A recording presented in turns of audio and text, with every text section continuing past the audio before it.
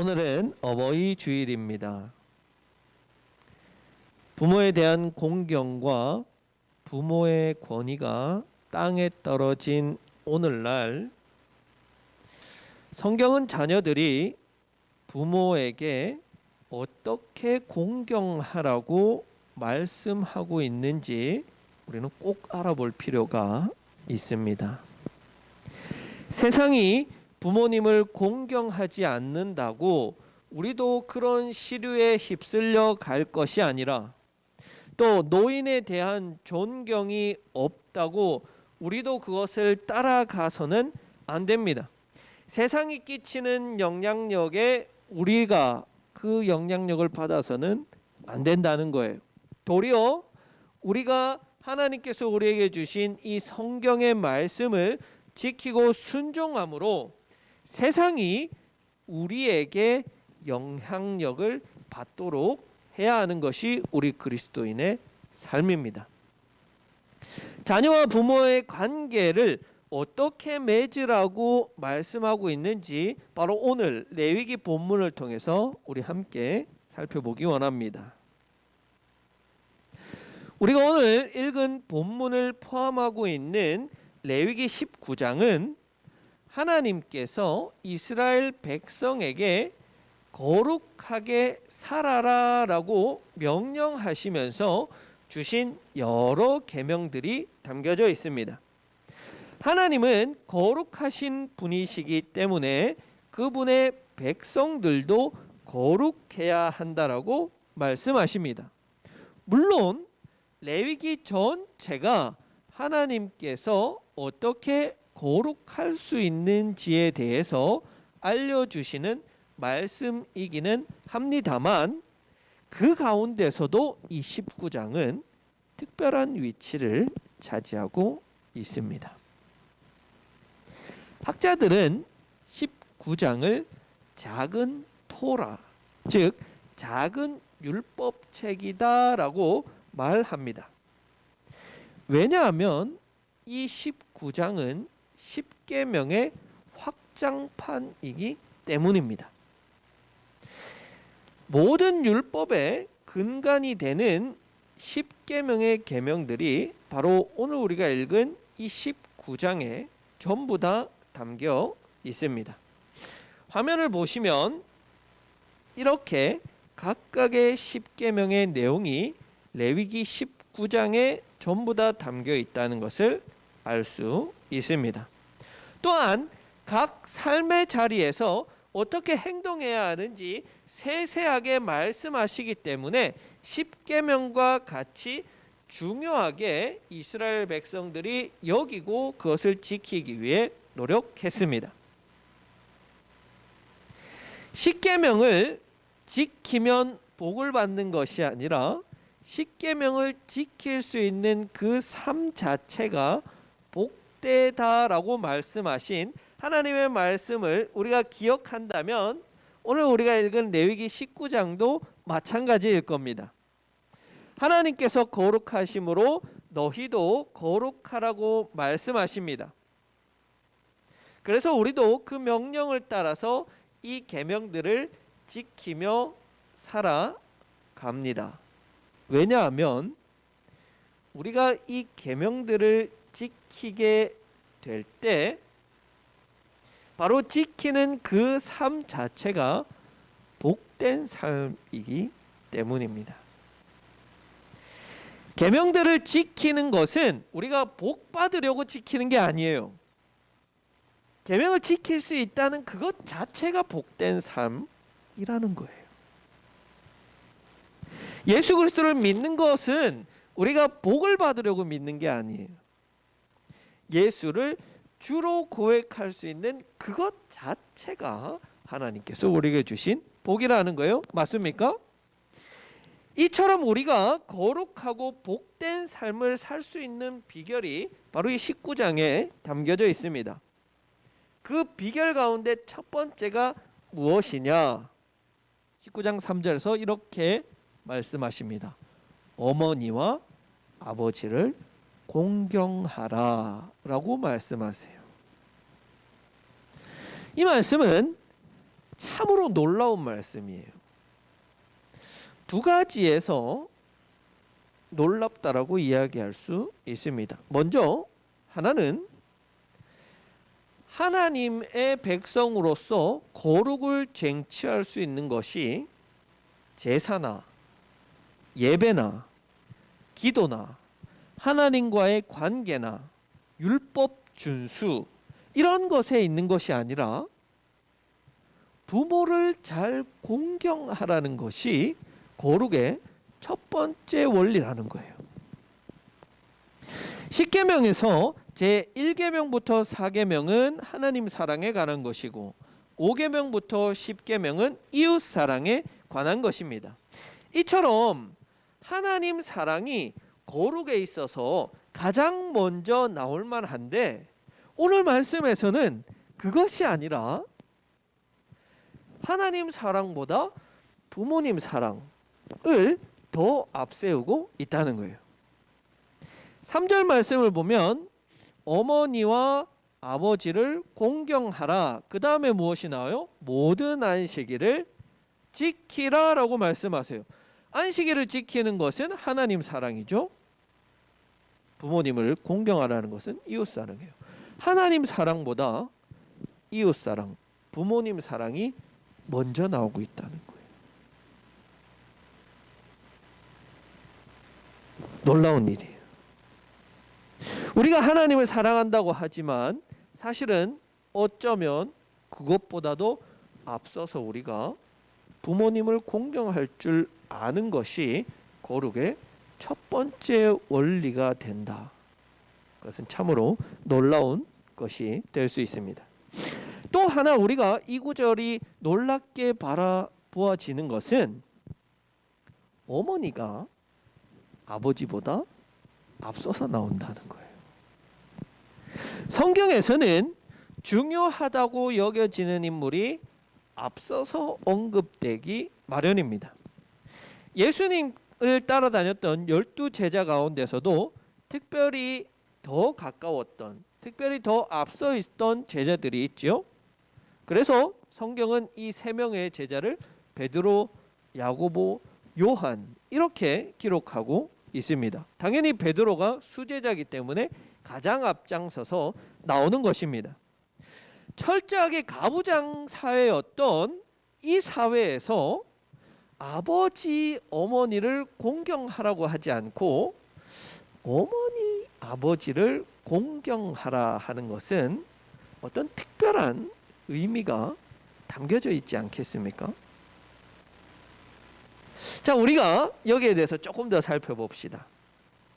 이렇게 3절 그리고 뒤에 나오는 4절에서 거룩의 핵심으로 세 가지를 이야기합니다. 하나는 부모 공경, 안식일 준수, 4절에서는 우상 숭배를 금지하고 있습니다.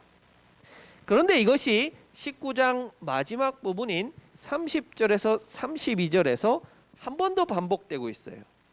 여기에서는 안식일 준수, 초혼 금지, 그리고 노인 공경으로 나타나고 있습니다. 이처럼 19장은 처음과 끝이 같은 수미 쌍관 형식을 가지고 있습니다. 아버지보다 어머니가 앞서 나온다. 그리고 동일한 의미에 있는 구절이 노인을 공경하라. 그것과 오늘 우리가 읽은 이 구절이 의미를 같이 한다면 3절에 나오는 부모 공경에 대한 것은 젊고 건강한 부모를 공경하라가 아니라 나이 들고 늙은 노인이 된 부모를 혹은 연약하거나 힘이 없어서 자녀에게 도움을 받아야만 하는 부모를 공경하라라고 말한다 할 수 있습니다. 그렇습니다.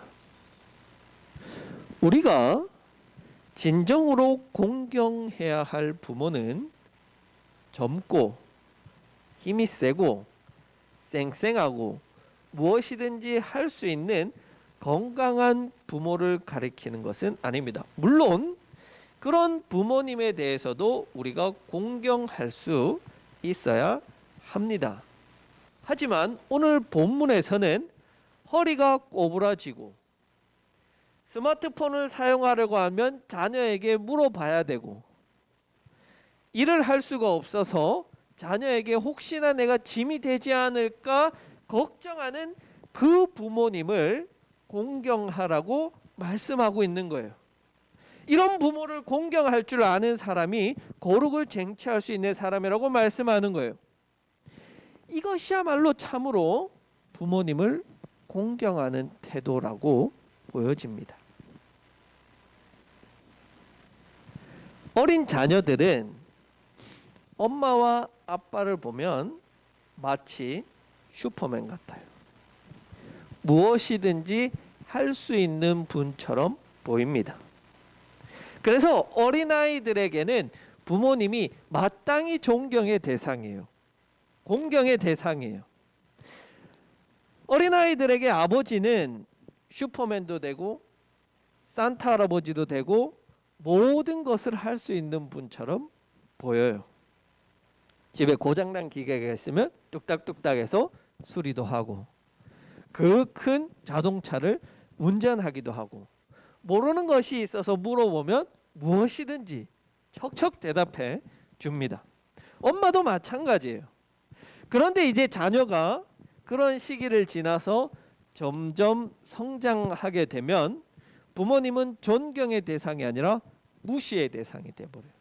엄마는 그것도 몰라? 엄마가 뭘 안다고 그래? 아빠는 이러니까 시대에 뒤떨어지는 거야. 스마트폰이 이렇게 하는 거야. 제가 성인이 되고 우리 부모님이 점점 연세가 들어가시니까 제가 그런 것을 많이 느끼게 돼요. 아버지는 슈퍼맨이 아니구나. 어머니는 강하다고 하는데 이게 진짜로 강한 게 아니구나. 어렸을 때는 부모님의 참 위대한 점, 뛰어난 점만 보였는데 이제는 부모님의 약한 것, 연약한 것, 부족한 것들이 눈에 들어오게 된다는 거예요. 그래서 그럴까요? 성경은 바로 이런 부모를 공경하라고 이야기하는 거예요. 노인이 되어서 백발이 성성한 부모를 공경하라는 겁니다. 젊어서 무엇이든지 할 수 있고 슈퍼맨 같은 그런 부모님을 공경하는 것이 아니라 아무것도 할 수 없는 자녀의 도움을 필요로 하는 그 부모를 공경하라고 말씀합니다. 특별한 것은 우리 세번역 성경에서는 어머니와 아버지를 공경하라라고 나오는데 개역 개정 성경에서는 경외하라라고 나옵니다. 더 정확한 번역은 경외하다가 맞습니다. 왜냐하면 여기서 사용된 히브리어는 야레라는 단어인데요. 이 단어는 하나님을 경외하다 할 때 쓰는 그 단어예요. 자녀보다 부족한 부모님을 경외하는 거예요. 자녀보다 힘도 부족하고 돈벌이도 부족하고 음식을 만드는 미각도 이제 잃어버린 그 부모를 공경하는 차원이 아니라 경외하라는 거예요. 공경은 공손히 받들어 섬기는 것을 말합니다. 그런데 경외는 두려워하는 마음을 포함하는 공경인 거예요. 우리가 하나님 앞에 두려워하는 마음으로 서야 하는 것처럼 부모님 앞에 섰을 때도 그런 두려워하는 마음으로 설 수 있어야 한다는 거예요.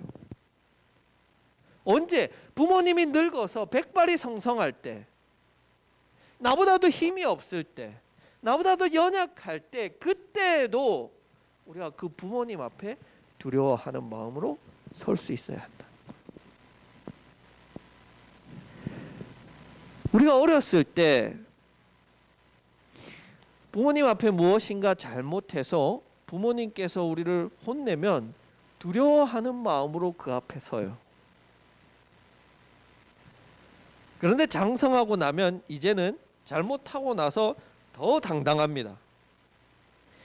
하루는 우리 재원이가 엄마를 놀리고서는 두 팔을 꽉 잡으니까 엄마하고 꼼짝도 못해요. 사모님.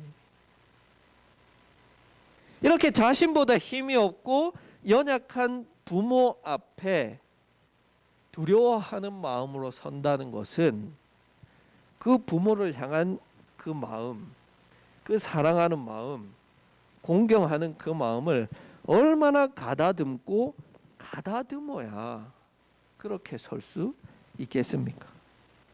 그 부모를 도대체 얼마나 많이 사랑하고 존경하는 마음이 있어야 장성한 이 자녀가 연약하고 보잘것없고 힘도 없는 부모 앞에 두려워하는 마음으로 하나님 앞에 선 것처럼 그렇게 설 수 있겠습니까?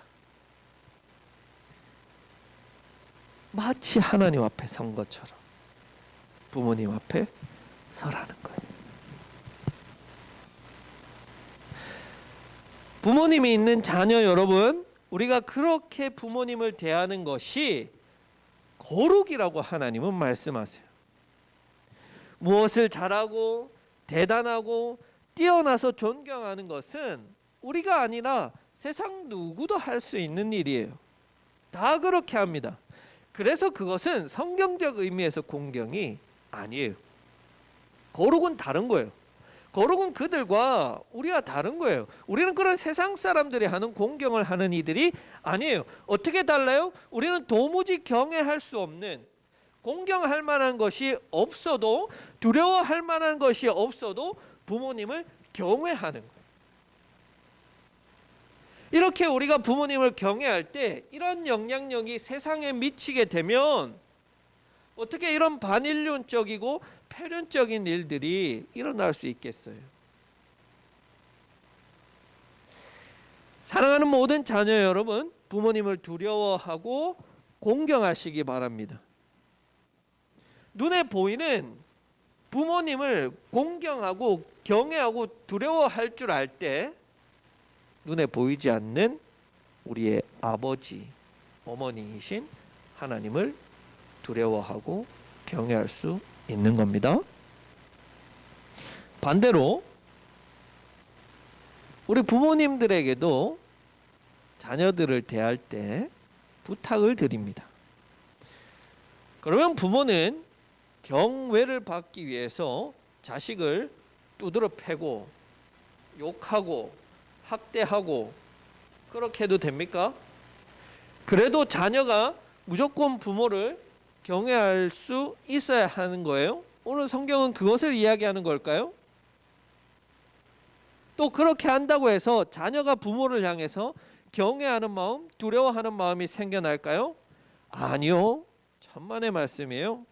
자녀들이 공경하는 마음이 없다가도 우리 부모님만 보면 우리 부모님은 참으로 공경할 만한 분, 우리 부모님은 참으로 존경할 만한 분, 그런 마음이 들 수 있는 훌륭한 부모들이 되셔야 돼요.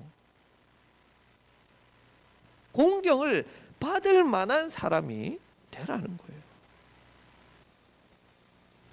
어떤 어른들은 보면 일찍이 자녀를 버렸대요. 그런데 그 자녀가 죽어서 보험금이 많이 나왔대.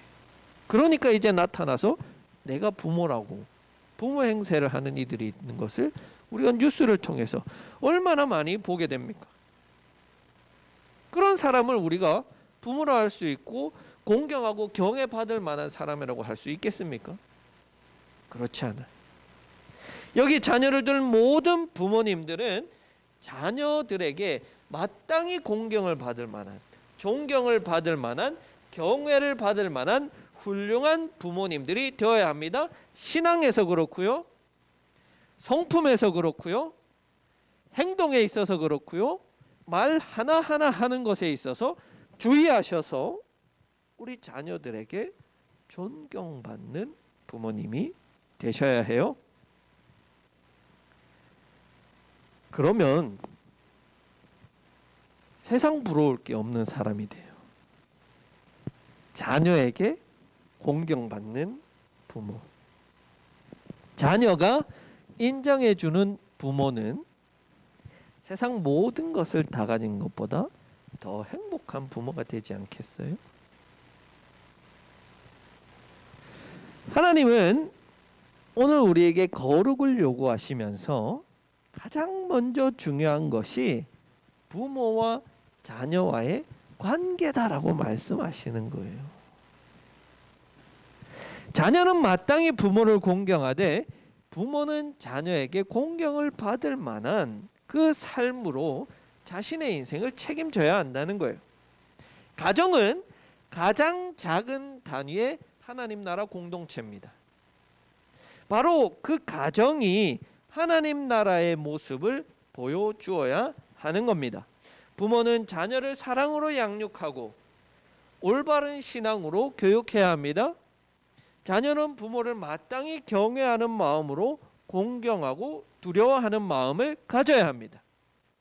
바로 그런 자녀와 부모의 사랑의 관계가 이루어지는 그곳이야말로 하나님께서 우리에게 원하시는 가장 아름답고 가장 작은 하나님 나라 공동체의 모습이 되는 거예요. 그 가정이 모인 교회, 하나님 나라 공동체의 모습을 가진 교회가 되지 않겠어요? 그런 교회들이 지역사회에 모이면 그 지역사회의 모습이 변하지 않겠어요? 그런 지역사회가 변하면 이 나라가 변하고 민족이 변하고 이 땅이 변하는 일들이 일어나지 않겠어요?